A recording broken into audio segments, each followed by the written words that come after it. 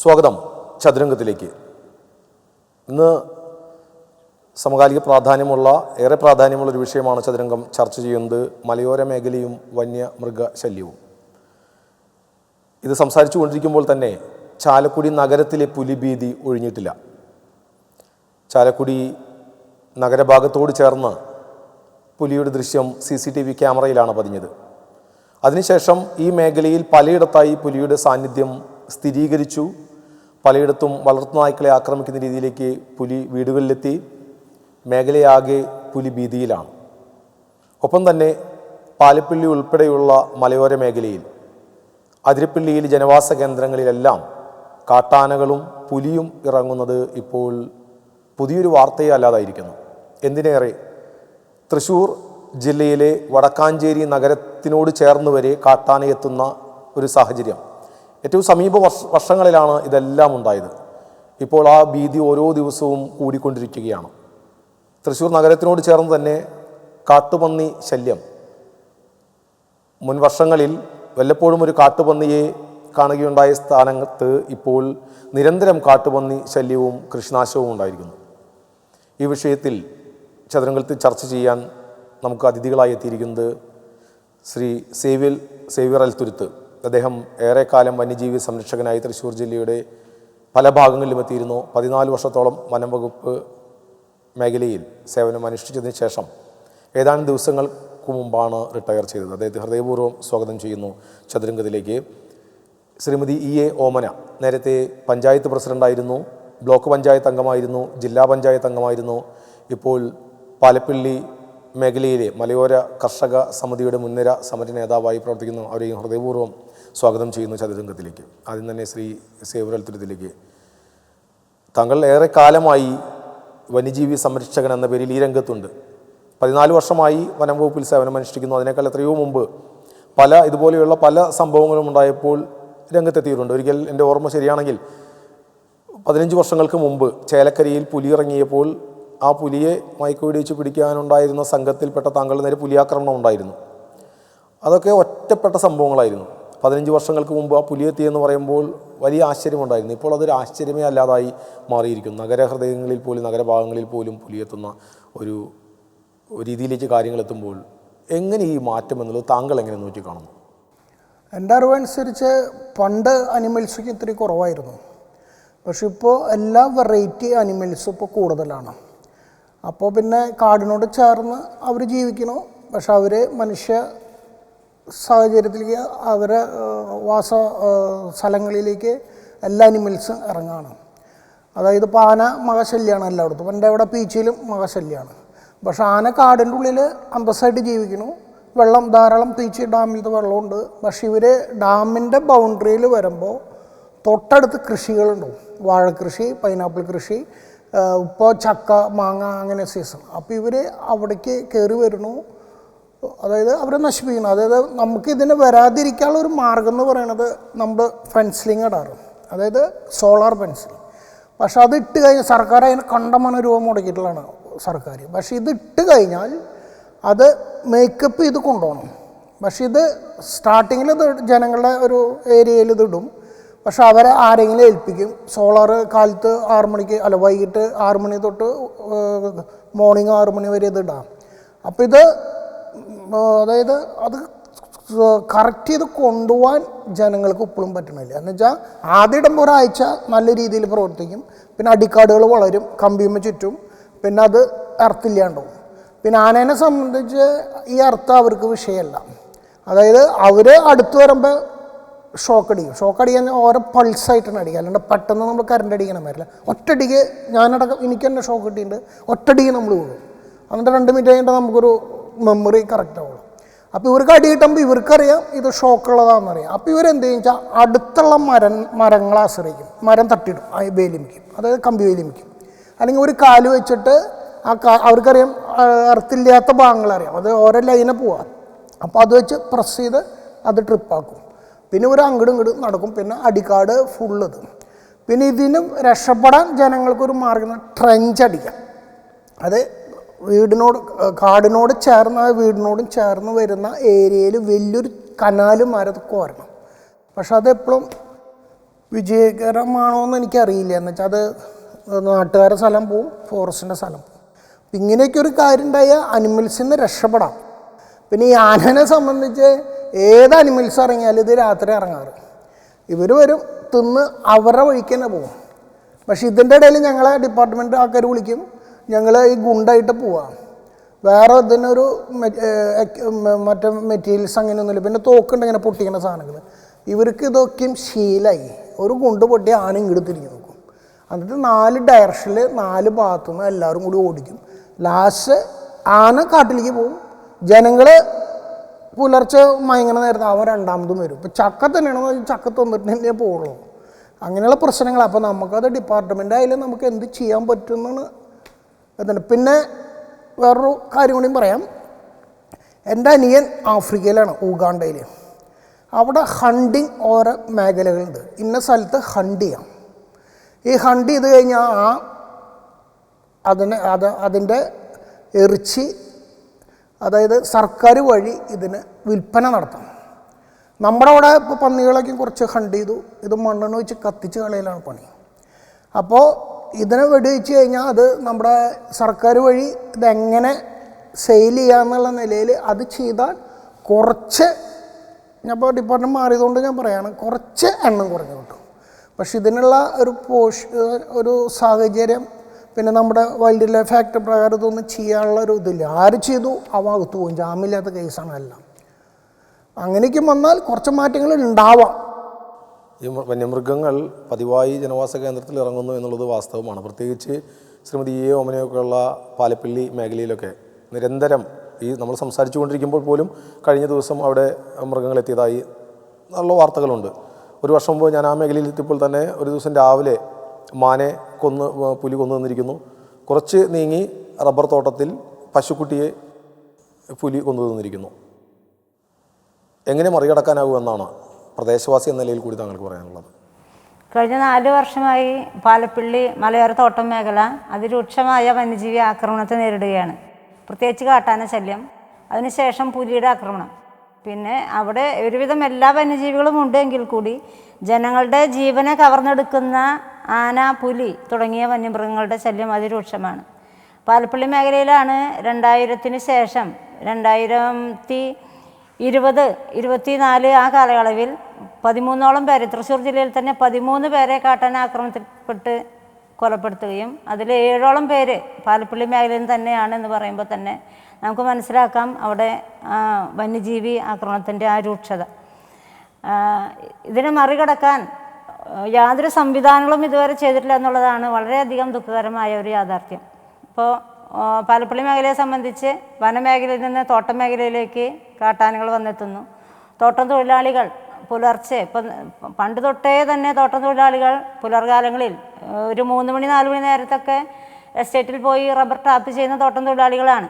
കാരണം വെയിലിന് ശേഷം, വെയിൽ 8 മണിക്ക് ശേഷമാണ് ജോലി സമയമെങ്കിലും വെയിലായതിനു ശേഷം അവർ തൊഴിലിലേക്ക് പോകുമ്പോൾ, തൊഴിൽ ചെയ്യുമ്പോൾ പാൽ ഉറച്ചു പോകുമെന്നുള്ളത് കൊണ്ട് വളരെ നേരത്തെ പാൽ ടാപ്പ് ചെയ്ത് മാനേജ്മെൻറ്റ് മുതൽ കൂട്ടാനാണ് അവരിത് ചെയ്യുന്നത്.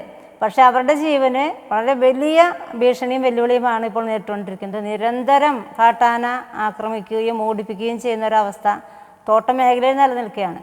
തോട്ടം മേഖലയിൽ വന്നെത്തുന്ന കാട്ടാന കൂട്ടങ്ങൾ കുറേ വിഭാഗങ്ങളായി തിരിഞ്ഞ്, ഗ്രൂപ്പുകളായി തിരിഞ്ഞ് മലയോര മേഖലയിലേക്ക് കൂടി കടന്നു കയറുകയാണ്. കഴിഞ്ഞ 4 വർഷമായി മലയോര മേഖലയും അതിരൂക്ഷമായ ഈ ഒരു 4 വർഷത്തെ കണക്ക് വാസ്തവമാണ്. മുൻകാലങ്ങളിൽ ഇത്രയും ഉണ്ടായിരുന്നില്ല. മുൻകാലങ്ങളിൽ ചിമ്മിനി ഡാമിനോടൊക്കെ പോകുമ്പോൾ ആ ഡാമിൻ്റെ ജലാശയത്തിന് തൊട്ടപ്പുറത്ത് ആനകൾ മേയുന്നത് അത് 7 8 വരെ. ഇപ്പോൾ വരുന്ന ആനക്കൂട്ടത്തിൽ 40 ആനകൾ വരെ. ഇത് ഇത്രയധികം ആ മേഖലയിലുള്ള ആനകൾ തന്നെ പെറ്റുപെരുകിയതാണോ അതോ മറ്റു മേഖലയിൽ നിന്ന് എത്തുന്നുണ്ടോ? മറ്റു മേഖലയിൽ നിന്ന് എത്തുന്നുണ്ട് എന്നുള്ളതാണ് അവിടെയുള്ള ജനങ്ങളും അനുഭവസ്ഥരും പറയുന്നത്. മറ്റു മേഖലയിൽ നിന്ന്, ഇപ്പോൾ കർണാടക, തമിഴ്നാട് തുടങ്ങിയ ആ ഫോറസ്റ്റിൽ നിന്ന് കൂടി ആനകൾ ചിമ്മിനി വനമേഖലയിലേക്ക് വന്നെത്തിയിട്ടുണ്ട് എന്നാണ് അവിടെയുള്ള ആളുകളുടെ പറച്ചിൽ. പക്ഷേ ഇതിനു വേണ്ടി കൃത്യമായിട്ടൊരു പഠനം നടത്തുകയോ അതിന് വേണ്ട ഒരു ഡാറ്റ ശേഖരിച്ച് ഇതിനെങ്ങനെ മറികടക്കാമെന്നുള്ള കാര്യങ്ങൾ ഇതുവരെ ചെയ്തിട്ടില്ല എന്നുള്ളതാണ് ഞങ്ങൾ മനസ്സിലാക്കിയിട്ടുള്ളത്. വനംവകുപ്പിന്റെ കാഴ്ചപ്പാട് എന്താ? ഇപ്പോൾ പ്രദേശവാസികൾ പറയുന്നുണ്ട് 4 വർഷത്തിനിപ്പുറമാണ് ഇത്രയേറെ ആനശല്യം. ഒരു പാലപ്പള്ളിയിൽ തന്നെ ഒരു സ്കൂൾ മൈതാനമാണെന്ന് തോന്നുന്നു. ആ മൈതാനത്തിലൂടെ 40 ആനകൾ കടന്നു പോകുന്ന ഒരു ദൃശ്യം വൈറലായിരുന്നു. തീർച്ചയായിട്ടും. അപ്പോൾ ഈ പ്രദേശവാസികൾ പറയുന്ന അത്ര പോലും വനംവകുപ്പിന്റെ കയ്യിൽ ഡാറ്റയില്ലേ? വനംവകുപ്പിൻ്റെ കയ്യിൽ ഇപ്പോൾ കൃത്യമായിട്ടുള്ള വിവരങ്ങളൊന്നും അവർ തരാറില്ല. ഇപ്പോൾ നമ്മൾ ജനങ്ങൾ ചോദിച്ചാലൊന്നും കൃത്യമായിട്ടുള്ള വിവരങ്ങൾ തരാറില്ല. ഇപ്പോൾ നമ്മൾ വിവരാവകാശം വെച്ച് ചോദിച്ചാൽ തന്നെയും അവർ ഡയറക്റ്റായിട്ട് അതിന് മറുപടി തരാറില്ല എന്നുള്ളതാണ് ഒരു യാഥാർത്ഥ്യം. പക്ഷേ വനംവകുപ്പിന് തീർച്ചയായിട്ടും അറിയാം. കഴിഞ്ഞ 4 വർഷമായി അവർ തന്നെ ഇപ്പോൾ അവരുടെ പട്രോളിങ്ങും കാര്യങ്ങളൊക്കെ പരിശോധിച്ചാലറിയാം. ഈ കഴിഞ്ഞ 4 വർഷം, ഈ 3-4 വർഷമായിട്ടാണ് അതിരൂക്ഷമായ കാട്ടാന ശല്യം. അവർ പറയുന്നില്ലെങ്കിൽ കൂടി അവർക്കതറിയാം. ഇതിനു വേണ്ടി വനം വകുപ്പോ അതല്ലെങ്കിൽ മറ്റ് ഭരണ സംവിധാനങ്ങളോ ഒരു നിയന്ത്രണ മാർഗങ്ങളോ പരിഹാര മാർഗങ്ങളോ ചെയ്യുന്നില്ല എന്നുള്ളതാണ് ഞങ്ങൾക്ക് പറയാനുള്ളത്. കാരണം ഞാൻ നേരത്തെ സൂചിപ്പിച്ചതുപോലെ തോട്ടം മേഖലയിലെ തൊഴിലാളികൾ തൊഴിലിടത്തേക്ക് വരുമ്പോൾ അവരുടെ ജീവനെ സംരക്ഷിക്കേണ്ടത് മാനേജ്മെൻറ്റിൻ്റെ ചുമതലയാണ്. അവിടേക്ക് വരുന്ന ഈ കാട് വിട്ട് നാട്ടിലേക്ക് ഇറങ്ങുന്ന അല്ലെങ്കിൽ തോട്ടത്തിലേക്ക് ഇറങ്ങുന്ന ആനകളുടെ സാന്നിധ്യം മാനേജ്മെൻറ്റ് വാച്ചർമാരെ നിയമിച്ച് ആനകളുണ്ടോ എന്ന് ഉറപ്പ് വരുത്തി അത് തൊഴിലാളികളെ അറിയിക്കേണ്ട ഒരു വലിയൊരു ഉത്തരവാദിത്വം മാനേജ്മെന്റ് ഉണ്ട്. ആനശല്യം ഉണ്ടാകുമ്പോൾ ആദ്യം ചെയ്യുക പ്രദേശവാസികൾ വനംവകുപ്പിനെ അറിയിക്കുക എന്തായിരിക്കും? അതെ, വനംവകുപ്പിനെ അറിയിക്കുകയാണ്. ഇപ്പം ഞാനൊക്കെ ഇതിൽ ഇറങ്ങാനുള്ള പ്രധാന കാരണം ഒരു 3 വർഷം മുൻപ് മലയോര മേഖലയിൽ നിരന്തരം ആനശല്യം, ഒരു പോംവഴികളുമില്ല. പകൽ പോലും അവിടെ പാലപ്പള്ളി പാത്തിക്കിരിച്ചിറ എന്ന് പറയുന്ന സ്ഥലത്ത് വേലുപ്പാടം പള്ളിയുടെ ഓപ്പോസിറ്റ് സൈഡിൽ കേരള ഫോറസ്റ്റ് റിസർച്ച് ഇൻസ്റ്റിറ്റ്യൂട്ടിൻ്റെ വേലുപ്പാടം ഭാഗത്തുള്ള ആ കാട്ടിൽ 3 മാസത്തോളം 3 ആനകൾ അവിടെ തമ്പടിക്കുകയുണ്ടായി. ഈ ആനകൾ പകൽ സമയത്ത് പോലും രാത്രി കാലങ്ങളിൽ അവിടെ നിന്ന് ചുറ്റുപാടുമുള്ള മേഖലയിലേക്ക് ഇറങ്ങുകയും പകൽ സമയത്തും ഇപ്പോൾ വരന്തരപ്പള്ളി പോലുള്ള പാലക്കമ്പലം, വടക്കുമുറി, കുന്നത്തുപാടം എന്നുള്ള സ്ഥലങ്ങളിലേക്കൊക്കെ പകൽ പോലും ആന വന്നിറങ്ങിയ ഒരവസ്ഥയുണ്ടായിരുന്നു. എന്ത് ചെയ്യണമെന്നറിയാതെ ആളുകൾ ആകെ ഭയത്തോടെ നിന്ന സമയത്ത് ഫോറസ്റ്റ് ഡിപ്പാർട്ട്മെൻറ്റോ അല്ലെങ്കിൽ മറ്റ് ഇതിന് ഉത്തരവാദിത്തമുള്ള ജനപ്രതികളോ യാതൊന്നും ചെയ്തില്ല എന്നുള്ളതാണ്.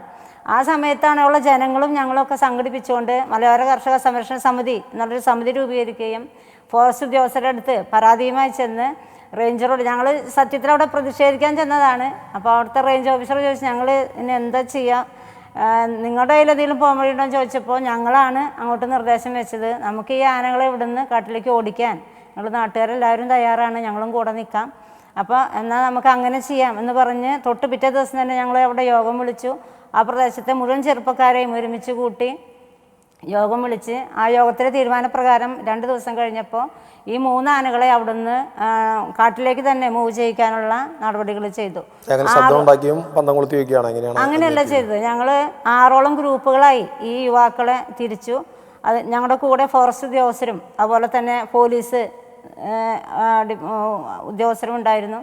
ഇവരെല്ലാവരെയും കൂടി 6 ഗ്രൂപ്പുകളായി തിരിച്ച് ആ KFRA എന്ന് പറയുന്ന ആ പാത്തിക്കിരിച്ചിറ ആ ഭാഗത്തുള്ള കുട്ടഞ്ചിറ ഭാഗത്തുള്ള ആ അത് മൊത്തം ഇങ്ങനെ റൗണ്ട് ചെയ്യുന്ന രീതിയിൽ ഈ 6 ഗ്രൂപ്പുകളെ നിർത്തി ഉള്ളിലേക്ക് കാടിൻ്റെ ഉള്ളിലേക്ക് ഫോറസ്റ്റ് ഉദ്യോഗസ്ഥർ ഇങ്ങനെ ഗണ്ണൊക്കെ ആയിട്ട് പോയി ഈ ആനകളെ അവിടുന്ന് പകൽ സമയത്ത് തുരത്തി ഇങ്ങനെ ഭയപ്പെടുത്തി. പിന്നീട് വൈകിട്ട് എല്ലാവരും പിൻവാങ്ങി വന്ന് അന്ന് രാത്രി ഈ ആനകൾ 3ഉം കാടിറങ്ങി പോകുന്നൊരവസ്ഥയുണ്ടായി. ഈ ഒരു സ്ഥലം ഒരു തുരുത്ത് പോലുള്ള സ്ഥലം, ഒരു ദ്വീപ് പോലുള്ള സ്ഥലമാണ്. ഇപ്പോൾ കാട്ടിൽ നിന്ന് എസ്റ്റേറ്റിലേക്ക് വന്ന് എസ്റ്റേറ്റിൻ്റെ വഴികളിലൂടെ ജനവാസ മേഖലയിലൂടെ വന്ന് പിന്നെ ഇപ്പുറത്തുള്ള കുറേ കിലോമീറ്ററുകൾ ദൂരത്തുള്ള KFRA അതുപോലെ തന്നെ പാത്തിക്കിരിച്ചിറ അവിടെയുള്ള ഫോറസ്റ്റിൽ ആ കാട്ടിൽ ഇവർ തങ്ങുക ചെയ്തത്. വീണ്ടും പകൽ സമയത്ത് കാട്ടിലേക്ക് തിരിച്ചു പോകണ അന്ന് ഇഷ്ടംപോലെ തിന്നാനുള്ള സാഹചര്യങ്ങൾ അവിടെ ഉണ്ടായിരുന്നു. ആനയ്ക്ക് ഭക്ഷണ സാധനങ്ങൾ ഇഷ്ടംപോലെ ഉണ്ടായിരുന്നു. അതൊക്കെ തിന്ന് കുടിച്ച് അവരവിടെ ജീവിക്കുക ചെയ്തത്.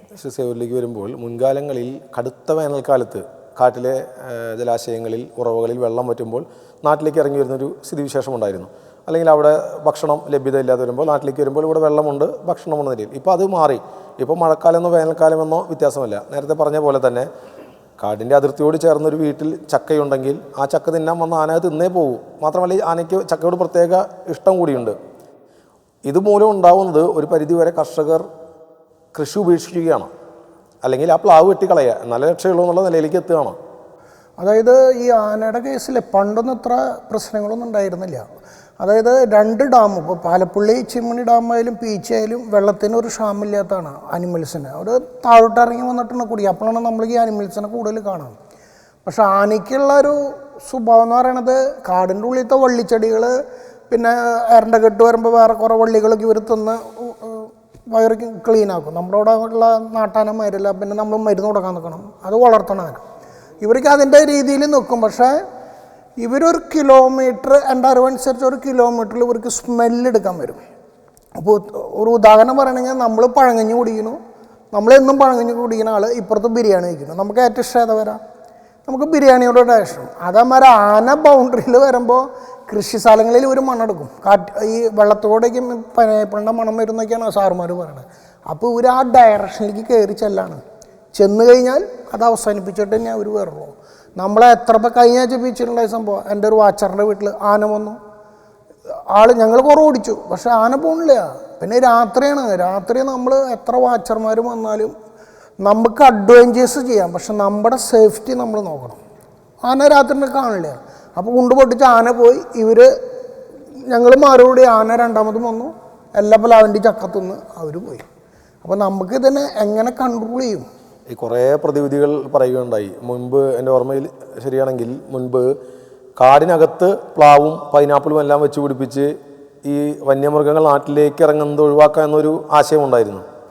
ഇപ്പോൾ ഞങ്ങളിപ്പോൾ ചെയ്യണത്, ഇപ്പോൾ കാടിൻ്റെ ഉള്ളിലേക്ക് ചക്ക, പ്ലാവും അങ്ങനെയുള്ള തൈകൾ വെച്ച് പിടിപ്പിക്കുകയാണ്. പക്ഷെ ഇത് വളർന്നു വരണ്ടേ? വെള്ളം നനയ്ക്കാനുള്ള സംവിധാനം അവിടെ ഇല്ല. ഡാമിനോട് ചേർന്ന് വെക്കൽ റിസർവോയർ അവർ സമ്മതിക്കില്ല. പിന്നെ ഉൾക്കാട്ടിൽ നമ്മൾ കുറേ ചക്കക്കൂരും മറ്റൊക്കെ പായിട്ടുണ്ട്, മുളച്ചിട്ടുണ്ട്. പക്ഷെ അത് മാൻ തിന്നും, മറ്റുള്ള അനിമൽസൊക്കെ തിന്ന് അവസാനിപ്പിക്കുകയാണ്. ഇത് വളർന്നു വരണ്ടേ? അപ്പോഴാണ് ഇവിടെ നാട്ടിൽ ഇതെല്ലാം ഉണ്ടായി നിൽക്കണതല്ലേ. അപ്പോൾ അവരിങ്ങോട്ട് കയറി. പിന്നെ ഇതിന് എൻ്റെ ഒരു അറിവിൽ, പക്ഷെ അത് ജനങ്ങൾ സമ്മതിക്കുമെന്ന് എനിക്ക് തോന്നണില്ല, നല്ലൊരു ട്രെഞ്ചുണ്ട്. ചെറു ചാലമാരിയല്ല, വലുത്. അത് കോരിയ അത് അങ്ങനെ കറക്റ്റ് പോകണമെങ്കിൽ ആനങ്ങോട്ട് കിടക്കില്ല, അവന് കിടക്കാൻ പറ്റില്ല. തമിഴ്നാട്ടിൽ ഉൾപ്പെടെ അത് പ്രാവർത്തികമാണല്ലോ. പിന്നെ ഇപ്പോൾ നമ്മൾ കുതിരാനിലിട്ടിട്ടുള്ള ഹാങ്ങിങ് പെൻസിലിങ്, അതായത് ആന എങ്ങനെ പോയാലും ബോഡി ടച്ച് ആവും. അതാണ് 4-5 ആനകൾ അവിടെ വന്ന് ഇവന് കാട്ടിലേക്ക് കിടക്കാൻ പറ്റാണ്ട് ഇവർ നേരെ എളനാട് ആ ഭാഗത്ത് പോയി 4 അവിടെ പെട്ട് കിടക്കാണ്. അങ്ങനെ വാഴാനി, ചിമ്മിണി അങ്ങനെ കണക്ഷനായിട്ട് ഊര് നടക്കുകയാണ്. ഈ ആനകളാണ് വടക്കാഞ്ചേരി എത്തുന്നത്. ഈ ആന വടക്കാഞ്ചേരി ഇപ്പൊ ടൗണിൽ വന്നിട്ടുള്ളത് ഈ ആനകളാണ്. ശരിയായിട്ടുള്ള കാരണം അതായത് ഹാങ്ങിങ് പെൻസിലിംഗ് എന്ന് പറയുന്നത് ഫുള്ള് മറ്റേ ലൈനല്ല, കമ്പി വേലിയല്ല, ഇതിങ്ങനെ കംപ്ലീറ്റ് ലോക്ക് ചെയ്ത് ഇങ്ങനെ ഇട്ടിട്ടുള്ളതാണ്. അപ്പോൾ ആന മറ്റൊരു ആനയ്ക്ക് ഒരു ഗ്യാപ്പ് കിട്ടും, മാറ്റിയിടാനോ അല്ലെങ്കിൽ മറിച്ചിടാനോ. ഇതെങ്ങനെ പോയാലും ബോഡി ടച്ച് ആവും. അപ്പോൾ ഷോക്ക് എന്ന് പറയുന്നത് ഹൈ സോളർ ഷോക്കാണ്. ഒറ്റയടിച്ച് ആനപ്പത്തെറിച്ച് അങ്ങോട്ട് മാറി നിൽക്കും. അത് വരുമ്പോൾ ഞങ്ങൾ എന്ത് ചെയ്യുക, ഞങ്ങളുടെ വാച്ചർമാർ ഇതിനൊരു ലൊക്കേഷൻ നോക്കിയിട്ട് ആ ഭാഗം ഇറത്ത് മാറ്റിടും കയറാൻ വേണ്ടി. ആനയ്ക്ക് വന്ന വഴി അറിയില്ലല്ലോ. അങ്ങനെ 4 അവിടെ പെട്ടു. പളനാട് ഇത് പീച്ചി ഡാം കാട്ടിലത്തെ ആനകൾ അങ്ങോട്ട് കടന്നു. പിന്നെ റിട്ടേൺ വരും അവർ. അപ്പോൾ കൂടെ ഇറത്തടി കിട്ടി അവർ തിരിച്ചു അങ്ങനെ തന്നെ പോകും. അങ്ങനെയാണ് ഇപ്പോൾ 4-5 പ്രാവശ്യമായിട്ട് ഞങ്ങൾ ഇവിടെ നടക്കുന്നത്. അപ്പോൾ കാലത്ത് അവിടെയുള്ള രാത്രിയാകുമ്പോൾ വാച്ചർമാർ വിളിക്കും, അത് ഊരിയിട്ടിട്ട് ഞങ്ങൾ ടോർച്ചടിച്ച് നിൽക്കും. ഇവരേത് സമയത്താണ് പറഞ്ഞതെന്ന് നമുക്കറിയില്ല. 3 മണി 4 മണി അടുത്ത വീട്ടുകാർ വിളിക്കും. അവിടെ അവരെ വാഴ തിന്നു. ചേലക്കര വടക്കാഞ്ചേരി മേഖലയിലുള്ള ആനകൾ ബീച്ചിലത്തെ ആനകളാണ്. അപ്പോൾ ഇവരിങ്ങനെ റൗണ്ട് അടിച്ച് റൊട്ടേഷനായിട്ട് 4 ആനകൾ പോയ സ്ഥിതിക്ക് കൂടുതൽ ആനകൾ ആ മേഖലയിലേക്ക് കടക്കാൻ സാധ്യതയില്ലേ? ഇനിയും കിടക്കും. ഇപ്പോൾ കുതിരാൻ ബ്ലോക്ക് ചെയ്തുകൊണ്ട് അമ്പലത്തിൻ്റെ സൈഡ് കൂടെ വരണേ. കുതിരാൻ അമ്പലം ബ്ലോക്ക് ചെയ്തു.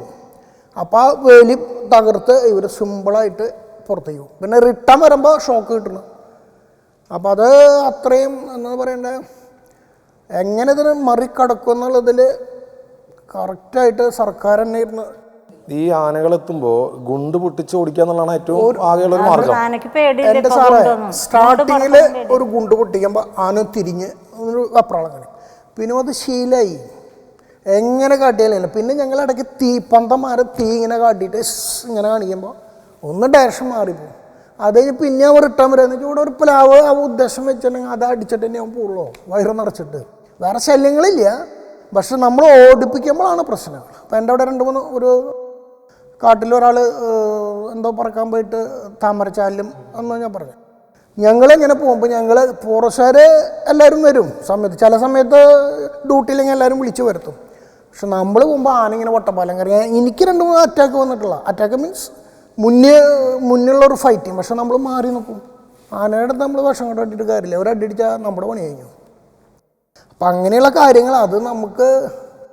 പിന്നെ കൃഷിക്കാർ പകുതി എൻ്റെ അവിടുത്തെ കൃഷിക്കാരെല്ലാം പകുതി നിർത്തി. ഈ ആനയുടെ മുന്നിൽപ്പെട്ടപ്പോഴുള്ള അനുഭവം എന്ന് പറഞ്ഞല്ലോ, ആനയുടെ മുന്നിൽപ്പെട്ടപ്പോഴുള്ള അനുഭവം അതായത് നമ്മൾ കാലത്ത് കഴിഞ്ഞാൽ ഫീൽഡ് വർക്കാണ്. 8 മണിക്ക് GD ഓപ്പൺ ചെയ്താൽ സാറ് എഴുതും ഇന്ന ഓരോ ഫീൽഡിൽ. നമ്മളിങ്ങനെ പതുക്കെ വർത്തമാനം പറഞ്ഞ് ഞങ്ങൾ 4-5 ആളുണ്ടാവും, ലേഡീസ് സ്റ്റാഫ് അടക്കം. പോയി നിൽക്കുമ്പോൾ ഈ ആന നമ്മളെ കണ്ട ആന ചെയ്യാൻ വെച്ചാൽ കാടിൻ്റെ ഉള്ളിലൊരു ആന തൊട്ടെടുത്ത്. അപ്പം ഞാൻ സാറ് നിൽക്കണ ദൂരം വന്നാലും നമുക്ക് ആനേനെ കാണില്ല. അപ്പം മുന്നിൽ വാച്ചർമാർ മുന്നു പോകും. ആനയുണ്ടോ, ആന നമ്മൾ അറിയാൻ തൊട്ട മാർഗം എന്ന് വെച്ചാൽ ആനയുടെ യൂറിൻ്റെ മണം, പിന്നെ അങ്ങനെയുള്ള ഇത് നമുക്കറിയില്ല. സ്വരം. വാച്ചർമാർ പ്രദേശവാസികളാവും. വാച്ചർമാർ ഇതിന് കാടിനെ അറിയാവുന്ന ആൾക്കാർ. അപ്പോൾ ഒരു മുന്നേ നടക്കുമ്പോൾ ആനയുടെ സ്മെല്ല് അല്ലെങ്കിൽ എവിടെയെങ്കിലും മരം സ്വരം. അപ്പം ഞങ്ങളോട് മിണ്ടരുതെന്ന് പറയും. മിണ്ടാണ്ട പോവാം ഞങ്ങൾ. ഞങ്ങളുടെ കയ്യിൽ ആകെ ഒരു വടിയും വെട്ടോത്തി മാത്രമേ ഉണ്ടാവുള്ളൂ, വേറെ ഒന്നുമില്ല. ആന വന്ന് നമുക്കൊരു ആന ഡയറക്റ്റ് വന്ന് അറ്റാക്കിങ്ങനെ ആനകൾ ഉപ്പുള്ളത്. മറ്റത് പീച്ചിലത്തെ ആനകൾ കാണുമ്പോഴേക്കും ഓടി പോകും. ഇതല്ല, ഇതിങ്ങനെ നിന്ന് അനങ്ങാണ്ട് നിൽക്കും, വാല് മാത്രം അനങ്ങുള്ളൂ. നമ്മളടുത്തെത്തുമ്പോൾ കാണാം. ഞാൻ ഒരു മുന്നിൽ പെട്ടിട്ടുള്ള ഒരു 5-6 കൊല്ലം മുമ്പാണ്. പക്ഷെ അപ്പോൾ ഞാൻ മരത്തിനോട് മാറി. പക്ഷെ ആന പേടിയുള്ളതുകൊണ്ട്, നമ്മളെ പേടിയുള്ളതുകൊണ്ട് ആന അപ്പനെ കയറി പോയി. ഇപ്പോഴത്തെ ആനകൾ എളുപ്പമല്ല. നമ്മളെന്തെങ്കിലും ചെയ്യുന്നത്, അതായത് ശീലമായി എന്ന് തോന്നുന്നു. എല്ലാവരും ഈ ഗുണ്ടും പൊട്ടിച്ചും കല്ലെടുത്തെറിഞ്ഞും അങ്ങനെ പല സംഭവങ്ങളും നടക്കുന്നുണ്ട്. അപ്പോൾ അവർക്ക് അറ്റാക്ക് ചെയ്യാനുള്ളൊരു ടെൻഡൻസി ആനകൾക്ക് വന്നു തുടങ്ങി. പിന്നെ പുലി എന്ന് പറയുന്നത് അവിടെ ഇടയ്ക്ക് വരും, അടുത്തുള്ള വീട്ടിലത്തെ പട്ടിയാണെങ്കിൽ പിടിച്ചോണ്ട് പോകും. പിന്നെ സർക്കാരിൽ നിന്നൊക്കെ നിസ്സാര കാശൊക്കെ ഉള്ളതെന്ന് തോന്നുന്നുണ്ട് കേട്ടോ. ഈ ഇതില്ല നമുക്ക് അങ്ങനെ. ഈ നാട്ടിൻപുറത്ത് എത്തുമ്പോഴും ഈ പന്തം കത്തിക്കലും പടക്കം എറിയലും നാട്ടുകാരും ചെയ്യാതെ. അതെ, ഞങ്ങൾ മലയോര സമിതിന് വേണ്ടി ഒരു ടീമുണ്ട്. പടക്കവും പന്തവും ഒക്കെ ആയിട്ട് ഞങ്ങൾ രാത്രി കാലങ്ങളിൽ ആനേനെ ഓടിക്കാൻ അതിർത്തികളിൽ ഞങ്ങൾ തന്നെയാണ് നിൽക്കുക. അതിന് ശേഷമാണ് ഫോറസ്റ്റ് ഉദ്യോഗസ്ഥർ എത്താറുള്ളൂ. ഇത് വളരെ ഇതിന് ഇപ്പം നേരത്തെ സാറ് പറഞ്ഞതുപോലെ ട്രെഞ്ച് എടുക്കൽ തന്നെയാണ് ഏറ്റവും നടപ്പിലാവുന്ന ഒരു പ്രതിരോധ മാർഗം എന്ന് പറയുന്നത്. അപ്പോൾ എന്തായാലും പ്രദേശവാസികൾ സമ്മതിക്കില്ല, വനംവകുപ്പിന്റെ സ്ഥലത്ത് ചെയ്യേണ്ടി വരും. വനംവകുപ്പ് ചെയ്യണം, പ്രദേശവാസികളുടെ സ്ഥലമല്ല സാറേ. കഴിഞ്ഞ ഞാൻ നേരത്തെ പറഞ്ഞല്ലോ, ഈ വെള്ളിക്കുളങ്ങര, കോടാലി, ഇപ്പം മരോട്ടിച്ചാൽ വരെയുള്ള സ്ഥലം എടുത്താൽ, ആ ഒരു ബൗണ്ടറി എടുത്താൽ 2 ലക്ഷത്തോളം വാഴ കർഷകർ, 2 ലക്ഷത്തോളം വാഴ കൃഷി ഇല്ലാതായിട്ടുണ്ട്. ഇപ്പോൾ കർഷകർ കൃഷി പോലും ഉപേക്ഷിച്ചു. ആ പ്രദേശത്ത് നേരിട്ട് വന്ന് നോക്കിയാലാണ് അവിടുത്തെ ജനങ്ങളുടെ ജീവിതാവസ്ഥ, അതിൻ്റെ ആ രൂക്ഷത മനസ്സിലാക്കാൻ സാധിക്കുള്ളൂ. കർഷകർ അവരുടെ ഉപജീവന മാർഗമായിരുന്നു കൃഷി ഉപേക്ഷിച്ച് ഇന്ന് തൊഴിലൊന്നും ഇല്ലാത്ത നടക്കുന്നൊരവസ്ഥയാണ്. അവർ ഇപ്പോൾ കൃഷിയും വേണ്ട, അവർ ജീവനെ പേടിച്ചിട്ടാണ് ഇപ്പോൾ സ്വയരക്ഷയ്ക്ക് വേണ്ടി എന്ത് ചെയ്യുന്നുള്ള ആദിയിലാണ് കർഷകർ. ആനയുടെ മുന്നിൽപ്പെട്ട അനുഭവം ഉണ്ടായിട്ടുണ്ട്. ഞങ്ങൾ വെലിയോളം ഭാഗത്തുനിന്ന് വരുമ്പോൾ വലിയ കാട്ടാനക്കൂട്ടം എൻ്റെ തൊട്ട് പിന്നിൽ കാട്ടാനക്കൂട്ടം ഉണ്ടായിരുന്നു. മുന്നിൽ ഞാൻ ഡയറക്റ്റ് പെട്ടിട്ടില്ല. അങ്ങനെ അന്ന് ചാനലുകാരുണ്ടായിരുന്നു, TCV ആരൊക്കെ ഉണ്ടായിരുന്നു തോന്നുന്നുണ്ട്. അങ്ങനെ ചാനലിൽ ആ വാർത്ത വന്നിട്ടുണ്ടായിരുന്നു. ആനേനെ ഇഷ്ടംപോലെ ഞങ്ങൾ നേരിട്ട് കണ്ടിട്ടുണ്ട്. എൻ്റെ വീടിൻ്റെ പറമ്പിൽ തന്നെ വന്നിട്ട് പല പ്രാവശ്യം ആന വന്ന് കൃഷി നശിപ്പിച്ചിട്ടുണ്ട്. ഈ ട്രെഞ്ചിങ് ഗ്രൗണ്ട് ഉണ്ടാക്കുകയാണെങ്കിൽ ഒരു 10-15 അടിയെങ്കിലും മതി, 10 അടി മിനിമെങ്കിലും വേണ്ടി വരും. അല്ല, ഇതിൽ വേറൊരു വിഷയമുള്ള വെച്ചാൽ അവിടെ പറഞ്ഞറിയാൻ ഞാൻ പറയണത്, അത് പണ്ട് കാട് കയറിയ കുറേ ആൾക്കാരുണ്ട്. അതായത് ഇപ്പോൾ പീച്ച് ഡാമിനെ അപേക്ഷിച്ച് പീച്ച് ഡാം പണിയുമ്പോൾ തെക്ക് സൈഡിൽ നിന്ന്, അത് മൂവാറ്റുപുഴ, പാല, കോട്ടയം സൈഡിൽ നിന്ന് വന്നുകൂടെ പണി ചെയ്ത് പിന്നെ ഒരു കാട് വെട്ടിപ്പിടിച്ച ആൾക്കാരുണ്ട്. ഫോറസ്റ്റ് കാട് തന്നെ ഇത്. അങ്ങനെ അവർ സ്ഥിര താമസമായി, പിന്നെ അവരുടെ ജനറേഷനായി മാറി. അങ്ങനെ കുറേ കേസുകളുണ്ട്. അപ്പോൾ കാടിനോട് ചേർന്ന് വീടാകുമ്പോൾ ഓട്ടോമാറ്റിക്കായിട്ട് വന്യമൃഗങ്ങൾ വരാം. മനസ്സിലാവുണ്ടോ? പിന്നെ 58-ലാണ്ട് എൻ്റെ അറിവനുസരിച്ച് 58-ലാണ് ഇത് സാങ്ച്വറി ആവണത്. പീച്ച് 2-3 സാങ്ച്വറി ആവണതിൽ പീച്ച് തന്നെ. പിന്നീടാണ് ഇത് ആന വന്നു തുടങ്ങിയപ്പോഴാണ് ജനങ്ങൾക്ക് ഒരു പേടി കടന്നത്. പിന്നെ അതിൻ്റെ ഉള്ളിൽ ജനങ്ങൾ പണ്ട് പല പ്രശ്നങ്ങളുണ്ടായിട്ടുണ്ടെന്നാണ് അറിവ്. ഹണ്ടിങ് നടന്നുണ്ട്, മരമുറി നടന്നുണ്ട്, ഒക്കെ ഉണ്ട്. ഇപ്പോൾ അതൊന്നും ഇപ്പോൾ ഇല്ല ചേട്ടാ. അപ്പം അങ്ങനെ അടുത്ത വീട്ടുകാർ വരുമ്പോൾ എന്ത് ചെയ്യും? അങ്ങനെ വീട്ടുകാർ കുറേ നെറ്റിടും, കമ്പി കെട്ടും. ആനയ്ക്ക് മുൻകാലങ്ങളിൽ ആനകളുണ്ടായിരുന്നു. അന്ന് ആനകളെ വാരിക്കുഴി തീർത്ത് ആനകളെ പിടിച്ച് ചെളിക്കുഴി ആന പിടിക്കുന്ന സ്ഥലം അതങ്ങനെ ഉണ്ടായിരുന്നു. പിന്നെ ഇപ്പോൾ ആനനെ പിടിക്കലും അങ്ങനെയൊന്നും നിയമങ്ങളും ഇപ്പം ഇല്ലല്ലോ. അപ്പം അതുകൊണ്ട് എന്തായാലും അനിമൽസ് മൊത്തത്തിൽ കൂടുതൽ തന്നെയാണ്. അല്ല, ഈ രീതി വീണ്ടും തുടരണമെന്ന് പലരും പറയുന്നുണ്ട്. പക്ഷെ അത് സർക്കാർ കേസിൽ നടക്കുമെന്ന് തോന്നുന്നില്ലേ. അതിപ്പോൾ ഈ ആഫ്രിക്കയിൽ നേരത്തെ പറഞ്ഞല്ലോ, അത് ഓക്കെ, അതാവട്ടെ. ഇവിടെ അതൊന്നും നടക്കില്ല. നിയമം മാറ്റേണ്ടി വരും. നിയമം മാറ്റണം സാറേ. വന നിയമം കാലഹരണപ്പെട്ടു പോയ നിയമങ്ങൾ മാറ്റണം. അന്ന് ഈ നിയമം ഉണ്ടാക്കുന്ന സമയത്ത് ഇതുപോലെ വന്യജീവി ശല്യമോ കാട്ടാൻ ഇത്ര അതിരൂക്ഷമായ ശല്യമൊന്നും ഉണ്ടായില്ല. ഇപ്പോൾ കാലം കുറേ പോയി. ജീവികളിപ്പോൾ നേരത്തെ പറഞ്ഞ പോലെ പട്ടണ പ്രദേശങ്ങളിൽ പോലും കാട്ടാനകൾ വരുന്ന, പുലി വരുന്ന, കാട്ടുപന്നിയൊക്കെ വരുന്ന അവസ്ഥയുണ്ട്. മലയോര മേഖലയിൽ ആനശല്യം മാത്രമല്ല, പുലി മാത്രമല്ല, ഈ കാട്ടുപന്നികൾ കാലങ്ങളായിട്ട് മാനും മയിലും കുരങ്ങ്, ഇപ്പോൾ തെങ്ങ് അവിടെ വന്നൊരു സർവേ എടുത്താൽ തീർച്ചയായിട്ടും അറിയാം. തെങ്ങ് കർഷകർ തെങ്ങൊന്നും ഇല്ലാതായിപ്പോൾ ഒരു കർഷകൻ്റെ 300ഓളം തെങ്ങുകൾ കാട്ടാനെ നശിപ്പിച്ചിട്ടുണ്ട്. അതുപോലെ തന്നെ മലയെണ്ണാനും കുരങ്ങനും ഉള്ള തെങ്ങുകളിൽ ഒരു തേങ്ങ പോലും ഇല്ലാത്തൊരവസ്ഥയാണ്. ഇപ്പോൾ മാനുകൾ നിരുപദ്രവകാരികളാണെന്ന് പറയുമെങ്കിലും മാനുകൾ ഒരുപാട് കൃഷിനാശം വരുത്തുന്നുണ്ട്. അതുപോലെ തന്നെ ബൈക്ക് യാത്രികളുടെ മുന്നിൽ പലപ്പോഴും മാനിടിച്ച് അപകടങ്ങൾ ഉണ്ടാകുന്നുണ്ട്. ഇങ്ങനെ മലയോര തോട്ടമേഖല മാത്രമല്ല, ഇനി പട്ടണ പ്രദേശങ്ങളിലും വന്യജീവി ആക്രമണത്തെ നേരിടേണ്ട വലിയൊരു അവസ്ഥയിലേക്കാണ് നമ്മുടെ നാട് നീങ്ങുന്നത്. ഈ കാട്ടുപന്നികളെ ഒരു പരിധിവരെ വെടിവെച്ച് കൊല്ലാനുള്ള അനുമതി ഇപ്പോൾ സമീപകാലത്തുണ്ട്. പലയിടത്തും ഇപ്പോൾ അങ്ങനെ ചെയ്യുന്നുണ്ട്. ഇപ്പോൾ കുന്നംകുളം നഗരസഭയിലും കഴിഞ്ഞ ദിവസം ഉണ്ടായിരുന്നു. ഈ വെടിവെച്ച് കൊന്നതിനെ മണ്ണെണ്ണയോ ഡീസലോ ഒഴിച്ചതിന് ശേഷം ആഴത്തിൽ കുഴിച്ചിടുകയാണ് ചെയ്തത്. ഈ നേരത്തെ അദ്ദേഹം പറയുകയുണ്ടായി, വിദേശ രാജ്യങ്ങളിൽ അതിനെ സർക്കാർ സംവിധാനത്തിലൂടെ, ആഫ്രിക്കയിലാണെങ്കിൽ സർക്കാർ സംവിധാനത്തിലൂടെ മറ്റു പല രാജ്യങ്ങളിലും നേരിട്ട് ഉപയോഗിക്കാം എന്ന് തന്നെ വകുപ്പുണ്ട്. ഇവിടെ മലയോര സമിതിയുടെ ആവശ്യം ആ രീതിയിൽ എന്തെങ്കിലും ഉണ്ടോ? മലയോര സമിതിയുടെ ആവശ്യം ഇപ്പോൾ നേരത്തെ പറഞ്ഞത് ശരിയാണ്. പക്ഷെ ഞങ്ങൾ മുന്നോട്ട് വയ്ക്കുന്ന ആവശ്യം ഈ ഇപ്പോൾ കാട്ടുപന്നി ആയാലും ഇങ്ങനെ വെടിവെച്ച് കിട്ടുന്ന മൃഗങ്ങളെ നമുക്ക് സൂകളുണ്ടല്ലോ. അപ്പോൾ ഇവിടെ നമ്മുടെ പുത്തൂര് സുവോളജിക്കൽ പാർക്കുണ്ട്. നമ്മുടെ സൂകളിലേക്ക് ഇതിനെ ഉപയോഗപ്പെടുത്തിക്കൂടെ? ഇതിൻ്റെ ഭക്ഷണം അവരുടെ മൃഗങ്ങൾക്ക് കൊടുത്താൽ എത്രമാത്രം ഫണ്ട് നമുക്ക് സേവ് ചെയ്യാൻ പറ്റും സർക്കാരിന്. ആ ഫണ്ട് ഉപയോഗിച്ച് വനമേഖലയിലത്തെ മറ്റു കാര്യങ്ങൾ നടത്തിക്കൂടെ? ഇപ്പോൾ പാലപ്പള്ളി മേഖലയെ സംബന്ധിച്ച് ഒരു പാലപ്പള്ളി മേഖല എന്ന് പറയുന്നത് പീച്ചി, ചിമ്മിനി, പാലപ്പള്ളി, ചാലക്കുടി റേഞ്ചുകൾ വരും. കുണ്ടായി, ചൊക്കന, വെള്ളിക്കുളങ്ങര ഭാഗത്തു നിന്ന് ഇങ്ങോട്ട് മരോട്ടിച്ചാല് വരെ എത്തുമ്പോൾ ഇത്രയും 4 ഡിവിഷനുകളിൽ ആണ്, അല്ല 4 റേഞ്ചുകളിലാണ് ഈ മേഖല കടന്നു പോകുന്നത്.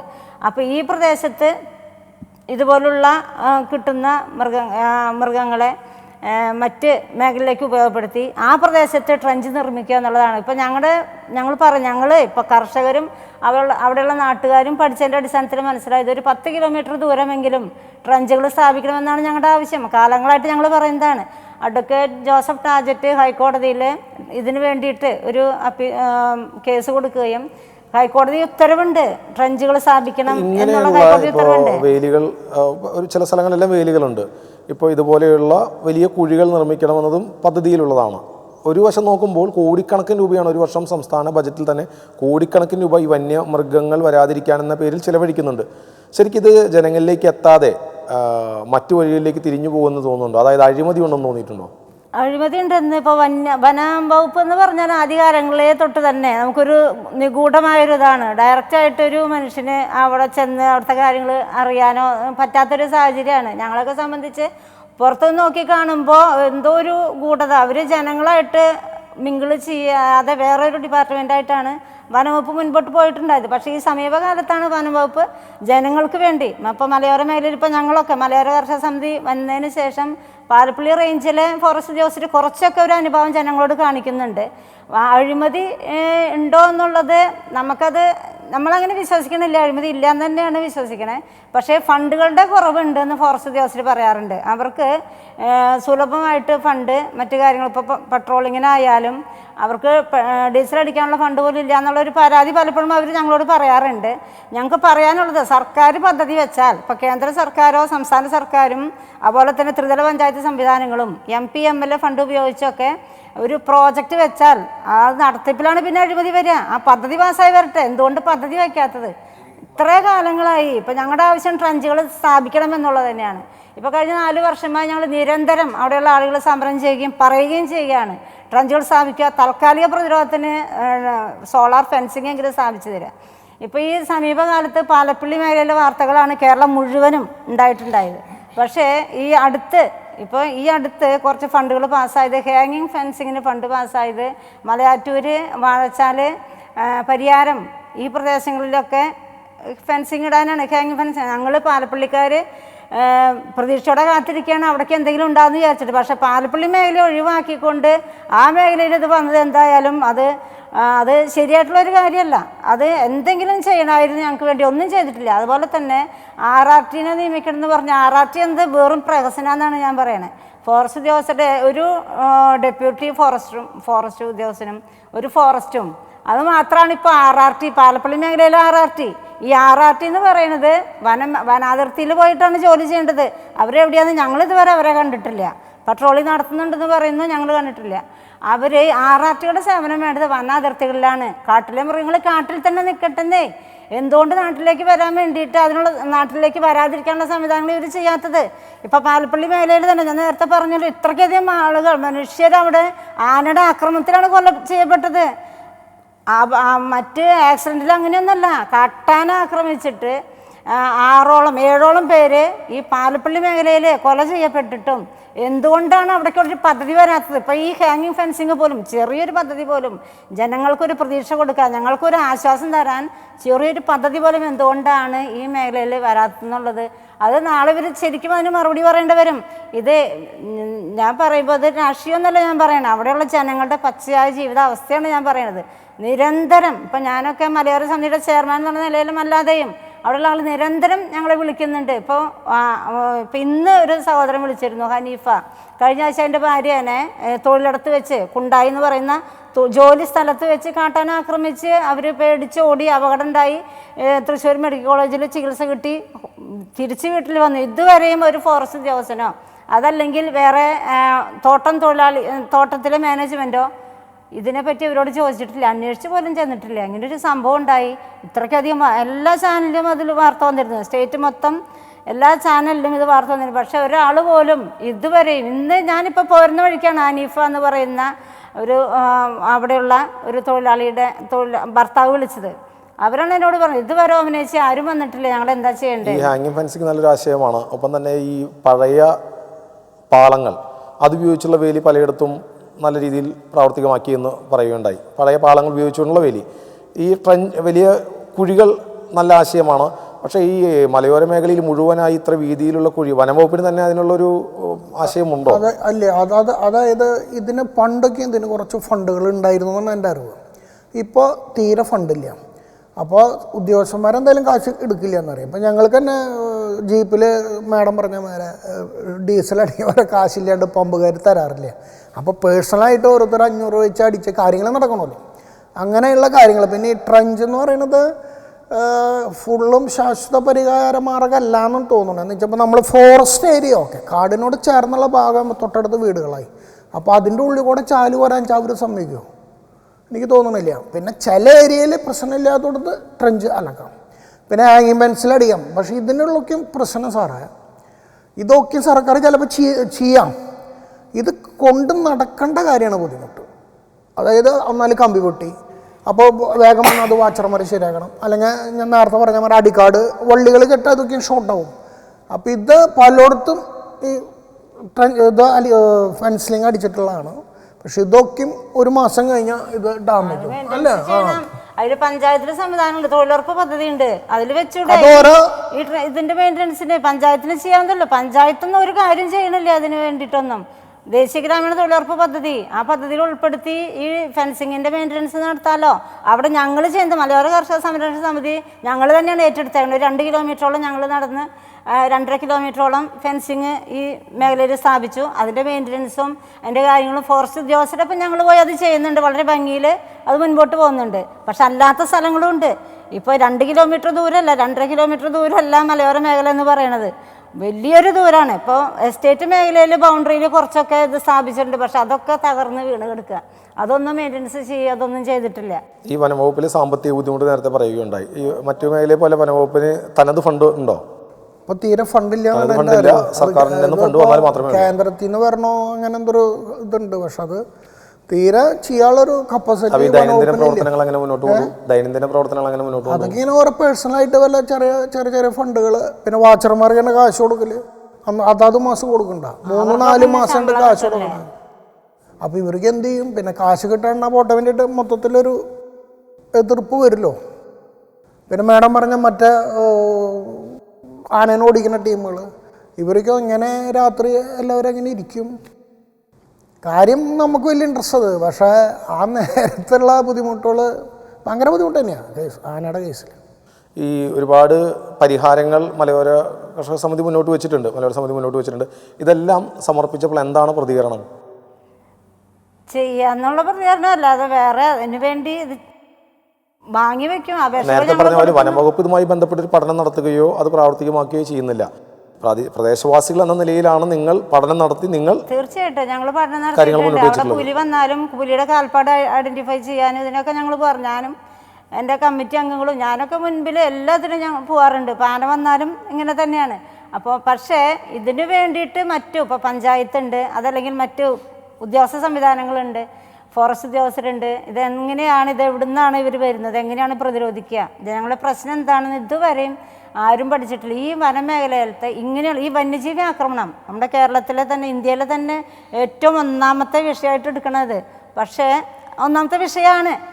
പക്ഷേ ഈ ഒരു വിഷയത്തിനോട് തികഞ്ഞ അവഗണനയാണ് കാണിക്കുന്നത്. 100% അവഗണന. ഈ ആക്രമണങ്ങൾ ഉണ്ടായി കഴിയുമ്പോൾ നഷ്ടപരിഹാരം ലഭിക്കാറുണ്ട്? നഷ്ടപരിഹാരം കിട്ടാറില്ല.